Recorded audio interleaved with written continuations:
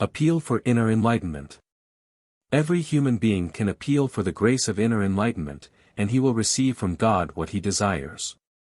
Correct thinking and the right kind of conduct will result if God enlightens the person's spirit, and thus anyone who prays for the grace of inner enlightenment will lead a way of life corresponding to God's will, for if God's Spirit determines the person's thoughts and actions, he will only accomplish what is good and need not fear to do wrong. Yet he will have to pay attention to the inner voice, he must hand himself over to the working of the Spirit, that is, he must open his heart in order to let the thoughts conveyed to him from the benevolent spiritual side influence him. The human beings will determine the spiritual being's influence on him.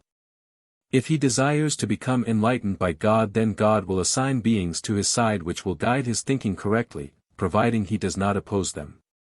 Opposition, however, would be an unbending will, which cannot be guided, which, prior to the appeal for inner enlightenment, has had goals in mind and is afterwards unwilling to let go of them in order to entrust himself to God's guidance without resistance.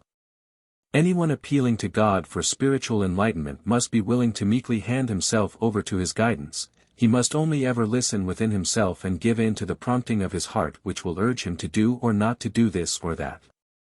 He must let himself be guided by his feeling, for this is God's voice as soon as the person seriously strives to do what is right. The more he lets his own will become active, the less audible will be the Spirit's voice. God requires a relinquishing of will, a subordination to divine will in order to be able to work in the person through his Spirit.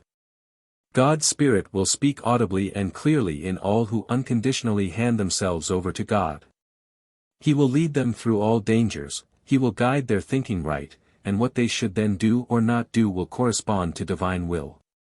Admittedly, this does not comply with human requirements which only consider it sensible to pursue a designated goal, which are thus intended to activate a person's own will and regard a relinquishing of will as a shortcoming.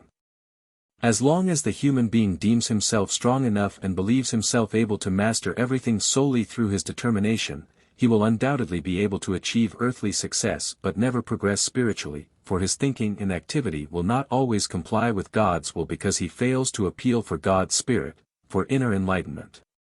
For God's adversary interferes quite often with his thinking and activity. The person listens to suggestions made by the beings which are subject to the opposing power and his way of life will be lived accordingly.